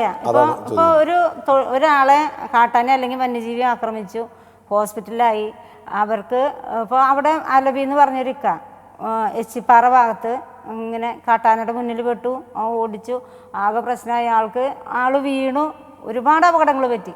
പക്ഷേ ആളുടെ ജീവിതം തന്നെ പോയി. ആൾക്ക് ഇപ്പോൾ തുടർന്ന് റബ്ബർ ടാപ്പ് ചെയ്യാൻ പോകാൻ പറ്റാത്ത അവസ്ഥയാണ്, കാലൊടിഞ്ഞു, അങ്ങനെ ഒരു അവസ്ഥയുണ്ട്. പക്ഷേ അവർക്ക് കിട്ടുന്നത് അവർ ഫോറസ്റ്റ് ഉദ്യോഗസ്ഥർ പറഞ്ഞത് എത്ര ഹോസ്പിറ്റൽ ബില്ല് വന്നു ആ പൈസ മാത്രം. 500 രൂപയുടെ മരുന്നാണെങ്കിൽ 500 രൂപ കൊടുക്കും. അതെന്നാ കിട്ടാന്ന് അറിയില്ല. അത് മാത്രമാണ്, അല്ലാതെ വേറൊരു നഷ്ടപരിഹാരം. വിളനാശത്തിനും കൃഷിനാശത്തിനും നഷ്ടപരിഹാരം ചെറിയ തുകയാണെന്ന് പറയുന്നുണ്ട്, അത് കിട്ടുന്നുണ്ടോ? വിളനാശത്തിന് ഇപ്പോൾ വളരെ അപൂർവമായിട്ടാണ് കിട്ടുന്നത്. ഞങ്ങളുടെ മേഖലത്തെ കുഴിയാമറ്റത്തിൽ ജെയിംസ് എന്ന് പറയുന്ന ഒരു കർഷകൻ നിരന്തരം ഇപ്പോൾ ഒരു വർഷം 5-6 തവണയൊക്കെ അദ്ദേഹത്തിൻ്റെ കൃഷി ആന നശിപ്പിച്ചിട്ടുണ്ടായി. അപ്പോൾ അദ്ദേഹത്തിന് ചെറിയൊരു നഷ്ടപരിഹാരം മുൻകാലങ്ങളിലത്തെ കിട്ടിയെന്ന് പാലപ്പള്ളി മേഖലയെ കുറിച്ച് പറയുകയാണെങ്കിൽ ഒരുപാട് റബ്ബർ തോട്ടങ്ങളുണ്ട്, വലിയ എസ്റ്റേറ്റ് കമ്പനിക്ക് കീഴിലുള്ളതാണ്. ഈ റബ്ബർ തോട്ടങ്ങളിൽ മുഴുവനുള്ള വനം മേഖലയിൽ കയറി അടിക്കാട് വെട്ടാനാവില്ല. ഈ റബ്ബർ തോട്ടത്തിലുള്ള അടിക്കാട് ഒരുപക്ഷെ ചെറിയൊരു ആന വന്നാൽ പോലും കാണാത്ത രീതിയിലുള്ള അടിക്കാട് വളർന്നു നിൽക്കുന്ന ഒരു രീതിയുണ്ട്. ഈ മാനേജ്മെന്റ് ഇതിൽ ഇടപെടുന്നില്ല? ഇപ്പോൾ ഇടപെടുന്നില്ല. അപ്പം നമുക്ക് കുണ്ടായി ഭാഗത്ത് ചെന്ന് നോക്കിയാൽ അറിയാം. ഇപ്പം ഇന്നാൾ ഞാൻ പറഞ്ഞല്ലോ, കഴിഞ്ഞ ആഴ്ച അവിടെ ഒരു സ്ത്രീനെ കാട്ടാൻ ഓടിപ്പിച്ചു. ആനകൾ പതുങ്ങി നിൽക്കുന്നത് കാണുകയില്ല. അപ്പം ഒരു റബ്ബർ ടാപ്പ് ചെയ്യാൻ പോകുമ്പോൾ അതിൻ്റെ തൊട്ട് അടുത്ത് വലിയ കാടുകളാണ്. ഈ കാട്ടിൽ ആന നിന്നാൽ കാണാത്തൊരു സാഹചര്യമാണ്. ഇത് മാനേജ്മെൻറ്റാണ് ചെയ്യേണ്ടത്. നിരന്തരം നമ്മുടെ ആവശ്യം തന്നെയാണ് അടിക്കാടുകൾ വെട്ടുക. അടിക്കാടുകൾ എന്ന് പറയുമ്പോൾ ചെറിയ കാടല്ല, വനത്തിൻ്റെ ഉള്ളിലത്തെ കാടിനേലും വലിയ കാടായിട്ടാണ് നിൽക്കുന്നത്. അതിലൊരു ആരോപണം വന്നിരുന്നു, ഈ അടിക്കാടുകൾ വെട്ടണമെന്നുള്ള ആവശ്യം ശക്തമായപ്പോൾ വിഷം തെളിച്ച് ഈ ചെടി കരിയിക്കാൻ ശ്രമിച്ചു എന്നുള്ളത്. അങ്ങനെ ചെയ്യാറുണ്ട്. അങ്ങനെ അല്ല, അത് നിയമാനുസൃതമല്ലല്ലോ. അല്ലല്ല, വിഷം തെളിച്ചല്ലാണ്ട് അവർക്ക് സംവിധാനങ്ങളുണ്ടല്ലോ. ഇത്രയ്ക്കധികം റബ്ബറിന് വിലയുള്ളപ്പോൾ ഇത്രയും തൊഴിലാളികൾ അവർ ആത്മാർത്ഥമായിട്ട് തൊഴിൽ ചെയ്യുമ്പോൾ അവരുടെ ജീവനെ സംരക്ഷിക്കാൻ അടിക്കാടുകൾ വെട്ടി ആനയുടെ വരവ് തടയാനുള്ള മാർഗങ്ങളൊക്കെ ചെയ്യേണ്ടത് മാനേജ്മെൻറ്റ് തന്നെയാണ്. അതിനപ്പുറം ഫോറസ്റ്റ് ഉദ്യോഗസ്ഥർ, വനത്തിൽ നിന്ന് ആനകളെ ഇറങ്ങാതെ നോക്കേണ്ടത് ഫോറസ്റ്റ് ഉദ്യോഗസ്ഥരാണ്. മലയോര മേഖലയിലേക്ക് വരുമ്പോൾ അവിടെ ഫോറസ്റ്റ് ഉദ്യോഗസ്ഥരെത്തി അവിടെ എന്താണ് ചെയ്യേണ്ടത്, ഇപ്പോൾ ഫെൻസിങ് ആണെങ്കിൽ ഫെൻസിങ്, അല്ലെങ്കിൽ ട്രഞ്ച് ആണെങ്കിൽ ട്രഞ്ച്, അത് ചെയ്ത് കൊടുക്കേണ്ടത് ഫോറസ്റ്റ് ഉദ്യോഗസ്ഥരാണ്. എനിക്കുണ്ടായിട്ടുള്ളൊരു അനുഭവം ഞാൻ ചൂണ്ടിക്കാണിക്കാം. ആ മേഖലയിലേക്ക് വന്നപ്പോൾ, ഒരിക്കൽ വാർത്ത റിപ്പോർട്ട് ചെയ്യാനായി വന്നപ്പോൾ, ആ മേഖലയിൽ റോഡുകളിൽ ധാരാളം, ആ മേഖലയിൽ തനത് വിഭാഗമാണെന്ന് തോന്നുന്നു, ഒരു പശുക്കളും കുട്ടികളും ധാരാളമായി വിഹരിക്കുന്നുണ്ട്. തൊഴുത്തിൽ വളർത്തുന്ന രീതിയിലൊന്നുമല്ല. തുടർച്ചയായുള്ള ഈ പുലിയാക്രമണങ്ങൾ ഇതുകൊണ്ട് കൂടിയായിരിക്കില്ലേ? അതായത് ഒരു സംരക്ഷണത്തിലൊന്നുമല്ല, ധാരാളം പശുക്കളും പശുക്കുട്ടികളും ഉണ്ട്. തീർച്ചയായിട്ടും അവിടെ തോട്ടം മേഖലയിൽ തോട്ടം തൊഴിലാളികൾ നമുക്കറിയാലോ, തോട്ടം നിസ്സാര വരുമാനമാണ് അവർക്ക് കിട്ടണേ. അപ്പോൾ തൊഴിലാളികൾ പശുവിനെ വളർത്തുന്നുണ്ട്. ഇപ്പം എല്ലാവരും അവരവരുടെ പശുക്കളെ പാടികളിൽ തന്നെയാണ് സൂക്ഷിക്കുന്നത്. ഈ പാടികളുള്ള പശുക്കളെ പോലും പുലി വന്ന് പിടിച്ചൊരവസ്ഥ ഉണ്ടായിട്ടുണ്ട്. അവിടെ വൈകുന്നേരങ്ങളിൽ ഒരു 5 മണി കഴിഞ്ഞാൽ 6 മണിയോടുകൂടി തോട്ടം മേഖലയിലേക്ക് വാഹനങ്ങൾ ഓടിച്ച് മെയിൻ വഴി കൂടെ പോകാൻ പറ്റാത്ത അവസ്ഥയുണ്ട്. കന്നാലികൾ അവിടെ മേഞ്ഞിട്ട് നിരന്തരം. അത് പഞ്ചായത്തിനാണ് അതിൻ്റെ ഉത്തരവാദിത്തം വരുന്നത്. ആദ്യകാലങ്ങളിൽ പൗണ്ട് എന്ന് പറഞ്ഞൊരു സംവിധാനം ഉണ്ടായിരുന്നു പഞ്ചായത്തിന് കീഴിൽ. അപ്പോൾ ഈ അലഞ്ഞു തിരിഞ്ഞ് നടക്കുന്ന പശുക്കളെ ആ പൗണ്ടിൽ പൂട്ടും. അവിടുന്ന് ആളുകൾ വന്നിട്ട് അതിന് ഫൈൻ അടച്ചിട്ട് റിലീസ് ചെയ്ത് കൊണ്ടുപോകുന്നൊരവസ്ഥ ഉണ്ടായിരുന്നു. പക്ഷേ ഇപ്പോഴൊന്നും ആ ഒരു സംവിധാനങ്ങളില്ല. പലപ്പോഴും പഞ്ചായത്ത് മീറ്റിംഗ് കൂടിയൊക്കെ തീരുമാനിച്ചിട്ടുണ്ടെന്നല്ലാതെ അതിനൊന്നൊരു പരിഹാരം മാറില്ല. പക്ഷെ പുലി വരുന്നത് അതുകൊണ്ടൊന്നുമല്ല, അതും കടന്ന് മലയോര മേഖലയിലേക്ക് ഇപ്പോൾ പുലിക്കണ്ണി ആ ഭാഗത്തേക്കൊക്കെ പുലി വന്ന സാഹചര്യം പല പ്രാവശ്യം പുലി വന്ന് അവിടെയുള്ള മൃഗങ്ങളെ കൊന്ന് തിന്നുന്ന ഒരു സാഹചര്യം ഉണ്ടായിരുന്നു. അത് അവിടെ തന്നെയല്ലാന്ന് തോട്ടം മേഖല വിട്ടും പുലി മലയോര മേഖലയിലേക്കും കടന്നു വരുന്നുണ്ട്. അങ്ങനെ ഒരു സാഹചര്യം ഉണ്ട്. പുലി അതൊരു കാരണം പറയണതാണ്. ശാശ്വത പരിഹാരം എങ്ങനെയുണ്ടാവും? പുലി വരാൻ നോക്കില്ല ആനകളും നാട്ടിലേക്ക് ഇറങ്ങി വരുന്നത് ഞങ്ങളെ സംബന്ധിച്ച് ശാശ്വത പരിഹാരം ഞങ്ങള് ട്രഞ്ച് എടുക്കണം എന്നുള്ള കാര്യത്തിൽ ആ നിലപാടിൽ തന്നെയാണ് ഉറച്ചു നിൽക്കണേ. വനാതിർത്തികളിൽ ട്രഞ്ചുകൾ സ്ഥാപിക്കണം. അത് എത്ര ആഴത്തിൽ വേണം, എത്ര ഡെപ്ത്, അതിൻ്റെ വീതി, അതൊക്കെ അവർ തന്നെ നോക്കിയിട്ട് അത് ചെയ്യട്ടെ. അതിനുള്ള ഫണ്ട് അത് ആദ്യം തന്നെ പരീക്ഷിച്ച് നോക്കട്ടെ. എന്തുകൊണ്ടാണ് ഇവരിത് ചെയ്യാത്തത്? ഞങ്ങളുടെ ഒന്നാമത്തെ ആവശ്യം ട്രഞ്ചുകൾ സ്ഥാപിക്കണം എന്ന് തന്നെയാണ്.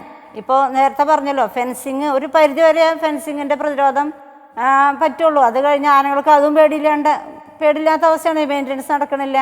ഒരു പരിധിവരെ ഫെൻസിങ്ങൊക്കെ പറ്റുള്ളൂ. പക്ഷേ ശാശ്വത അവിടെയുള്ള ജനങ്ങൾക്ക് ജീവിക്കണം, വരും തലമുറകൾക്ക് ജീവിക്കണം, തോട്ടം തൊഴിലാളികൾക്ക് തൊഴിലെടുക്കണം. അപ്പോൾ തോട്ടം മേഖലയിലെ തൊഴിലാളികൾ ഇപ്പോഴത്തെ തലമുറ തോട്ടം തൊഴിലാളി ആ തൊഴിൽ ചെയ്യാൻ, റബ്ബർ ടാപ്പിംഗ് ഒന്നും ചെയ്യാൻ തയ്യാറാവണില്ല. കാരണം എന്താ? അവർക്ക് ജീവന പേടിയുണ്ട്. അതുപോലെ തന്നെ മലയോര കർഷകരുടെ മക്കൾ ഒന്ന് എടുത്ത് നോക്കിയാലറിയാം, ഒന്ന് പരിശോധിച്ച് നോക്കിയാലറിയാം, പുതിയ ഈ യങ് ജനറേഷൻ വരുന്നേ ഇല്ല, കൃഷി ചെയ്യാൻ തയ്യാറാവണില്ല. കാരണം എന്താ? കൃഷി ചെയ്തിട്ട് കാര്യമില്ല. വന്യമൃഗശല്യം മൂലം നാട് വിട്ട് താമസിക്കുന്ന ആളുകൾ ഉണ്ടോ? തീർച്ചയായിട്ടും ഉണ്ട്. ഇപ്പോൾ പാലപ്പള്ളി മേഖലയിലല്ല, ഈ പുഴയുടെ സൈഡുകളിൽ പള്ളം എന്ന് പറയുന്ന സ്ഥലങ്ങളുണ്ട്. പള്ളം എന്നാണ് പറയുക സ്ഥലങ്ങൾ. അവിടെ ഒരുപാട് കർഷകർ കൃഷി ചെയ്തിരുന്നു. ഇപ്പോൾ ആ പള്ളം ഒക്കെ ഒഴിഞ്ഞു കിടക്കുകയാണ്, ശൂന്യമാണ്. അവിടെ നല്ല നല്ല പച്ചക്കറികൾ, ഈ വിഷം ചേർക്കാത്ത പച്ചക്കറി കൃഷി ചെയ്തിരുന്ന കർഷകർ, അവിടെയുള്ള അവർ വിളയിച്ച കൃഷികളാണ്, കാർഷിക ഉൽപ്പന്നങ്ങളാണ് അവിടെയുള്ള കടകളിലൊക്കെ വന്നുകൊണ്ടിരുന്നത്. പക്ഷെ ഇന്നതൊന്നുമില്ല. ഇത് വാളയാറ് ചെക്ക് പോസ്റ്റ് കടന്ന് മാത്രമേ പച്ചക്കറികൾ കേരളത്തിലേക്ക് വരാൻ പറ്റൂ എന്നുള്ള ആ നിലപാട് മാറ്റിക്കൊണ്ട് ഇവിടെ കൃഷിയെ പ്രോത്സാഹിപ്പിക്കാൻ, ഈ വന്യമൃഗങ്ങൾ വരാതിരിക്കാൻ, ആ നഷ്ടപ്പെട്ടു പോയ കൃഷിയിടങ്ങളൊക്കെ തിരിച്ചു പിടിച്ചുകൊണ്ട് അവിടെ കൃഷി ചെയ്യാൻ, ഇവിടെയുള്ള ജനങ്ങളെ സ്വയം പര്യാപ്തരാക്കാൻ, ഇവിടെയുള്ള ആളുകൾക്ക് പ്രതീക്ഷ കൊടുക്കാൻ, കർഷകരെ സംരക്ഷിക്കാൻ, അതിനാണ് നിയമം ഉണ്ടാക്കേണ്ടത്. അതിനുള്ള പദ്ധതികളാണ് വേണ്ടത്. എന്തുകൊണ്ടാണ് ചെയ്യാത്തത്? അത് നിസ്സാരമായൊരു പ്രോജക്റ്റെങ്കിലും ഇവിടെയുള്ള കർഷകനെ ഒന്ന് ആശ്വസിപ്പിക്കാൻ വേണ്ടിയെങ്കിലും ഈ 4 വർഷമായി നിരന്തരമായ ഞങ്ങളുടെ മറവിളി, തോട്ടം തൊഴിലാളികളുടെ കണ്ണീര്, അവരുടെ ജീവൻ്റെ പേടി, അതൊക്കെ നമ്മളൊന്ന് ചിന്തിച്ച് നോക്കിയാൽ അറിയാം. ഇപ്പോൾ ടൗണിൽ, ഇപ്പോൾ ചാലക്കുടിയിൽ പുലി വന്നു, വലിയ സംഭവമാണ്, എല്ലാവരും അങ്ങോട്ട് ഓടുന്നു. ഇവിടെ നിരന്തരം പുലി, എന്നും പുലിയാ. പാലപ്പള്ളി ഇപ്പോൾ കഴിഞ്ഞ ആഴ്ച കുണ്ടായി മേഖലയിൽ ഒരു കൊക്കോ തോട്ടം നശിപ്പിച്ചൊരു വാർത്ത ഉണ്ടായില്ലേ? അതൊന്ന് പോയി കാണുക. വളരെ മനോഹരമായി തഴച്ച് വളർന്നു നിൽക്കുന്ന കൊക്കോ തോട്ടം ഒരൊറ്റ രാത്രി കൊണ്ട് 75ഉം 100ഉം മരങ്ങളൊക്കെ ആന വന്ന് കടപുഴക്കി നശിപ്പിക്കുക എന്ന് പറയുമ്പോൾ ആ കർഷകൻ്റെ നെഞ്ചിലെ വേദന. ഒരു ചെടി നട്ട്, നമ്മൾ തന്നെയായിരുന്നു നമ്മുടെ വീട്ടിലൊരു വെറുതെ ഒരു ചെടി നട്ട് അതിനൊരു നാമ്പെടുക്കുമ്പോൾ, അതിനൊരു പൂവിടുമ്പോൾ എത്രമാത്രം നമ്മൾ സന്തോഷിക്കും. ഭയങ്കര സന്തോഷമല്ലേ? അതേസമയത്ത് അതുപോലെ തന്നെ ഒരു കർഷകൻ 100ഓളം വരുന്ന കൊക്കോ തോട്ടങ്ങളൊക്കെ കുഞ്ഞു മക്കളെ വളർത്തുന്ന പോലെ വളർത്തി, അതിൻ്റെ സ്വപ്നം കണ്ട്, അവൻ്റെ ജീവിതമാണത്, ജീവിതത്തിൻ്റെ സ്വപ്നങ്ങളാണത്. നാളെ ഇതിൻ്റെ വരുമാനം കൊണ്ട് അവന് ഒരുപാട് പ്രതീക്ഷകളുണ്ട്. അതൊരൊറ്റ രാത്രി കൊണ്ട് തകർത്തെറിയുമ്പോഴുള്ള ആ വേദന തിരിച്ചറിയാൻ കഴിയുമെങ്കിൽ തീർച്ചയായിട്ടും പദ്ധതികളുണ്ടാവും. ഇന്ന് വരെ ഇപ്പോൾ ഇത്രയും വാർത്ത വന്നു, ഈ കൊക്കോ തോട്ടം നശിപ്പിച്ചു. ആരാണ് അവിടേക്ക് പോയിട്ടുള്ളത് ആ തോട്ടം കാണാൻ? ഇത്രയും ജനപ്രതിനിധികളുണ്ട്, അല്ലെങ്കിൽ ഉദ്യോഗസ്ഥരുണ്ട്. ആ കർഷകരൊന്ന് ചേർത്ത് നിർത്താൻ അതൊരു കർഷകൻ്റെ കഥയല്ല. നിരന്തരം ആ മേഖലയിൽ ഇതാണ് സംഭവിക്കണേ. ഇപ്പം ഞാൻ പറഞ്ഞല്ലോ നേരത്തെ, ഒരു കുഴിയാമറ്റം ജെയിംസ് എന്നും കാട്ടാന വന്ന് റബ്ബർ അയാൾ ഇതുപോലെ തന്നെ ഇവിടുന്നോ നല്ല റബ്ബർ തൈ കൊണ്ടുവന്ന് വെച്ചത് ആന നശിപ്പിച്ചു. അയാളത് കളഞ്ഞിട്ട് പിന്നെ അവിടെ വാഴ വെച്ചു, അത് നശിപ്പിച്ചു. നിരന്തരം ആൾ പറയും ഓരോ പ്രാവശ്യം ഞാൻ കൃഷി ചെയ്യുന്നില്ല, പക്ഷെ വീണ്ടും ആളത് തന്നെ ചെയ്യാണ്, വേറെ വഴിയില്ല. ഇത് ആന വന്ന് ഒരു കർഷകനെ സംബന്ധിച്ച് കൃഷി അവൻ്റെ ജീവിതത്തിൻ്റെ ഭാഗമാണ്. തീർച്ചയായിട്ടും അതിലേക്ക് തന്നെ വീണ്ടും വരും. പക്ഷേ ഈ വന്യമൃഗശല്യം ഒഴിവാക്കുമ്പോൾ മാത്രമാണ് ആ മേഖലയിലുള്ള കർഷകർക്ക് അതിജീവനം സാധിക്കുകയുള്ളൂ. ഒരു 15 വർഷം വനംവകുപ്പിലുണ്ടായിരുന്ന ഒരാളെന്ന നിലയിൽ താങ്കൾക്ക് എങ്ങനെയാണ് ഇതിനൊരു സർക്കാർ ഈ നശിച്ചു പോകണമെങ്കിൽ ഇത്തിരി അധികം കാശായിട്ട് നാട്ടുകാർക്ക് കൊടുക്കണം. പക്ഷെ അത് ആലോചിക്കേണ്ട കാര്യമാണ്. പിന്നെ ഈ അനിമൽസിനെ തടയുക എന്ന് പറയുന്നത് ഇപ്പോഴും അതൊരു വലിയൊരു ചോദ്യചിഹ്നം തന്നെയാണ്. എങ്ങനെ നമ്മൾ അതിനെ കൺട്രോൾ ചെയ്യും? ഇപ്പോൾ ആന കാട്ടിൽ നിന്ന് വരുന്നു, 24 മണിക്കൂർ എല്ലാവരും അവിടെ സ്ഥലത്ത് ഇരിക്കുന്നില്ല. ഞങ്ങളവിടെ പോയി ഇരുന്നാലും ഇത് ഏത് ഡയറക്ഷനിലെ രാത്രി വരണേന്ന് നമുക്ക് കാണാനും പറ്റില്ല. പിന്നെ നമുക്ക് അതിൻ്റെ എക്യുപ്മെൻറ്റ്സ്, അത് ടോർച്ചുകളുള്ളൂ. ടോർച്ച് അടിച്ച ആനപ്പുറത്ത് നിൽക്കണ ആനേനെ നമ്മൾ കാണില്ല. അപ്പോൾ ഇത് ട്രഞ്ച് വെച്ചാൽ പിന്നൊരു മാറ്റം ഉണ്ടാവുമെന്നാണ് എൻ്റെ അറിവ്. എന്നുവെച്ചാൽ 2-3 സ്ഥലത്ത് അങ്ങനെ വിജയിച്ചിട്ടുണ്ട്. പക്ഷേ ഇത് ട്രഞ്ച് അലക്കാന്ന് പറഞ്ഞാൽ അതിനുള്ള സർക്കാരിൻ്റെ ചിലവ്, പിന്നെ ആ നാട്ടുകാരുടെ സപ്പോർട്ട്, പിന്നെ അവരവരെ ഭൂമി ചിലപ്പോൾ കുറച്ച് പോവും വലിയ ട്രഞ്ച് അടിക്കുക. അതൊക്കെ നമ്മളൊന്ന് നന്നായി ആലോചിച്ച് ചെയ്യേണ്ട കാര്യങ്ങൾ തന്നെയാണ്. അല്ലാണ്ട് ഇപ്പോൾ ഒരു വനവകുപ്പ് ഒരു ഉദ്യോഗസ്ഥൻ എന്ന് പറഞ്ഞാൽ ആന വരാതിരിക്കാൻ നമുക്ക് എന്ത് ചെയ്യാൻ പറ്റും? ഇപ്പോൾ പുലി വരുന്നുണ്ട്, പുലി എന്നാൽ ആന പിടിച്ചാൽ മതി, ഇത് പട്ടീനെ പിടിക്കുള്ളൂ. എളുപ്പമുള്ളതിനെ നോക്കി പിടിക്കുന്നു. അവരും അതിൽ പഠിച്ചു. എൻ്റെ അവിടെ ഇരുമ്പുപാലം ഭാഗത്തേക്ക് എല്ലാ പട്ടികളും പോയി, എല്ലാ വീട്ടിൽ നിന്ന് ചങ്കലോടെ തന്നെ പിടിച്ചുകൊണ്ടു. പിന്നെ അതേമാരെ പശുക്കൾ, അത് അന്നവർ കാട്ടിൽ കുറേ മാനുണ്ട്, പന്നിയുണ്ട്, ഇതിനെ പിടിക്കൽ അവർ ഹണ്ട് ചെയ്യണം, അതിന് ഇത്തിരി ബുദ്ധിമുട്ടുണ്ട്. അപ്പോൾ അവർ എളുപ്പമുള്ളതിനെ പിടിക്കുന്നു. എന്നാൽ പിന്നെ പട്ടി പോയി, അതിനുള്ള കാശ് സർക്കാർ എന്തെങ്കിലും ഇത്തിരി നല്ല രീതിയിൽ കൊടുക്കാനുള്ളൊരു സംവിധാനം ചെയ്യാം. അവർക്ക് നഷ്ടം വരുന്നത് കർഷകരെ നമുക്ക് പ്രത്യേകിച്ച് അറിയാം. ഞാൻ ചെറുതായിട്ട് വീട്ടിൽ കൃഷി ചെയ്യണത് തന്നെയാണ്.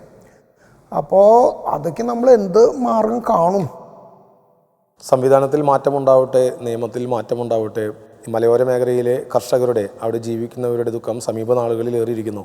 നേരത്തെ പറഞ്ഞ പോലെ 4 വർഷമായി കാട്ടാനകൾ ജനവാസ കേന്ദ്രത്തിൽ ഇറങ്ങുന്നത് തുടർച്ചയായിരിക്കുകയാണ്.